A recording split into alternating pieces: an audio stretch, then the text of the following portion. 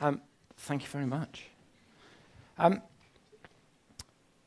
About 2008, The Economist published a little supplement that went out with their magazine that started to introduce a concept of something called cloud computing.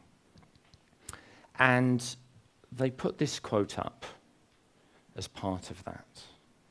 And 7 years later, I'm still using this when I talk to organizations and individuals that want to explore what cloud can do.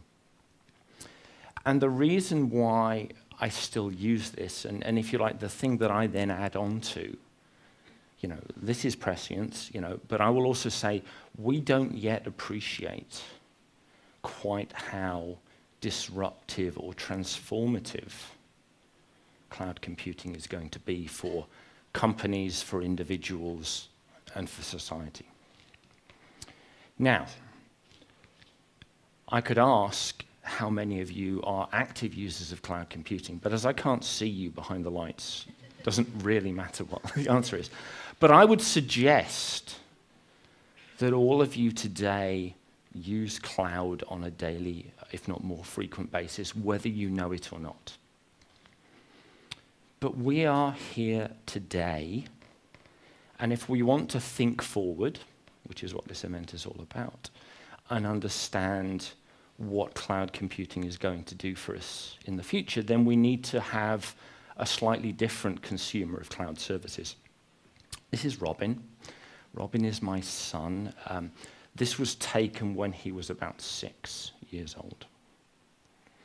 He's 9 now, so things have moved on a little bit. He's not quite as cute, And as you can see, Robin is embracing technology in the way that 6-year-olds can, in that he has basically acquired my wife's iPad and is basically quite happily interacting with it, doing the things that he wants to do. I think this was some bizarre little sort of talking animal thing where you talk at it and it talks back to you in a funny voice.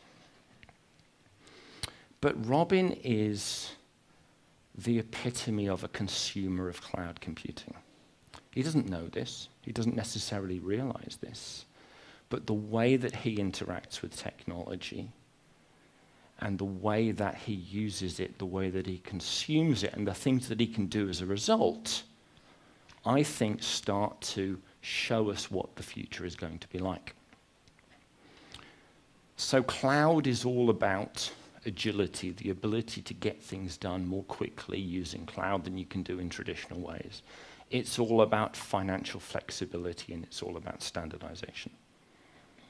So let me talk about those in a little bit more detail. So I am a card-carrying Linux and open source fan. So guess who gets to provide technical support in an Apple household? Yeah, that's right, me. And that's a little bit of a challenge to me because I like, you go into the source code, you see exactly how it works. With this thing, it's completely opaque. But Robin has grown up with this incredibly simple user interface. And let me illustrate this with an example. Because I'm not the Apple fan, I don't go out and buy the new stuff. It's probably sacrilege or something, but anyway, I don't. But I get the hand-me-downs.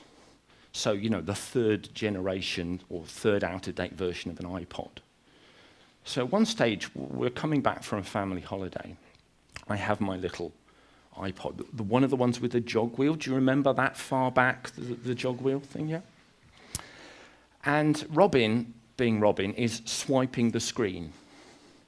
Dad, it's broken, fixed it. And you sort of go, no, it doesn't work like that one. It's not like the iPad. You go round the little dial, and when you get to the one you want, you push the button in the middle. And the look of disdain from a 6-year-old, what idiot developed a user interface like that? Why can't I just touch it? But the point of this story is, so Robin interacts with technology without thinking about and being concerned about how you do it. You just get on and do it. which is a very interesting approach. And cloud is all about just getting on and doing it, not being constrained by the technology, not being constrained by the old way of doing things. Now, as I said, Robin's 9 now, and it'll be a good, 10 plus years before he's going to hit the world of work. But you can just imagine the situation in 10, 11 years, whatever the time happens to be. Robin will come up and will go, on my $500 iPad, and it will still cost $500 in 11 years' time. I can get a new service, a new application in 10 seconds. What do you mean, Mr. IT Manager or IT Director? It's going to take you 10 weeks to deliver me a machine on which I can then spend another 10 weeks developing a new application. Where is the agility that I'm used to at home? Cloud, as I said, is about flexibility in terms of consumer pricing. Robin appreciates this. So Robin knows that when he goes to the CFO, aka mum and dad, and says, I want to buy this service and it's going to cost you 99p, chances are that the CFO will sign it off. Okay? His older brother hasn't quite cottoned onto this and comes up with, I want this £15 service, which needless to say doesn't get quite the same sort of traction. So Robin understands that, you can start off with something which is free, and if you like it, great, you'll carry on using it. If you don't like it, you throw it away and go for something else. And cloud gives us that flexibility very often to try things out for free. If we like it, great, we use it. If we don't, we throw it away and get something else. That causes all sorts of problems for business, because businesses traditionally have never worked like that. The third aspect of cloud is all about standardization. Now, if Robin is playing with one of his friends or his brother, now his brother plays so nicely with one another, Robin wants exactly the same service. They both want the same version of Minecraft to interact with one another. They both want the same version of whatever other game they're playing so that they can play together. Again, we've grown up in a world whereby organizations have customized their applications, have customized their IT systems to the nth degree. That's one of the reasons why they take such a long time to deliver. But, for Robin, I want the same as everyone else. I don't want something different because I want to be able to interact with other people.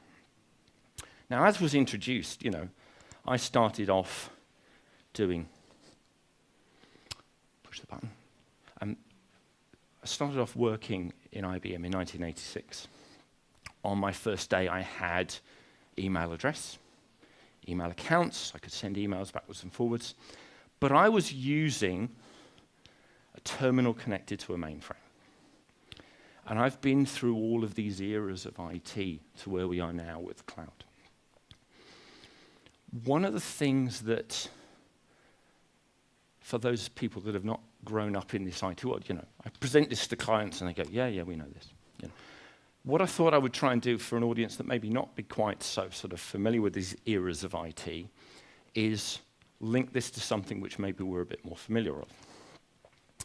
And that's the idea of music. In the past, and I'm going back to the early days of the mainframe, mainframes were so expensive that you didn't own them. You rented time on them. When music first started out, it came to you over the wires, or over the wireless, I should say. And you didn't own the music. And then people said, you know what, actually we might want to own some of this stuff. And then things like records, and as technology develops, cassettes. Again, some people are young enough here, or some people are old enough here to realize what cassettes are. For those of you that don't know what a cassette, little mobile music, really good idea at the time. And then we had CDs and so on and so forth. And various technologies have come and gone along the way. But we've gone from a situation where at the beginning, you didn't own the asset, and then you own lots more of it. MP3, great, because I can now carry my music around. If you take a cassette player, it may allow you to carry it around, but don't shake it. because it stops working or it makes really funny noises. MP3 stopped all that. And where we find ourselves today in the music world is that we find ourselves in this sort of streaming sense. I no longer want to own the asset. I don't need to buy the CD, or I don't need to buy the movie or the DVD or whatever it happens to be. Videotapes, yeah. I can just basically stream it over the network. And one of the things that we're starting to see, this sort of cyclical, going from not owning it through owning it to not owning it, is very similar to what we see with IT. So we started out in the early days of the mainframe. You didn't own the mainframe then. You owned some stuff. And what we're now starting to see is organizations not wanting to own their IT anymore. They just want to consume it as a service. So what does that then make the future look like? I think it makes the future look very different from where we are today. Cloud gives us the opportunity, because we're not constrained by budgets, because we can try things out for free. I can get hold of huge amounts of computing power, huge amounts of storage at the click of a mouse. I can try ideas out at minimal cost and minimal risk, which changes the way that business works. It opens up opportunities for people such as Robin in the future. And actually, it will be Robin that will be guiding companies, and his generation that will be really starting to exploit where we ended up, or where we're going to end up, in my particular view. This is all about thinking forward. And one of the things that we do in the IT industry is think forward, and we make fun of the things that we used to say. And what I'd like to leave you with are a couple of those forward-thinking thoughts that maybe are not so wrong as we might have thought about.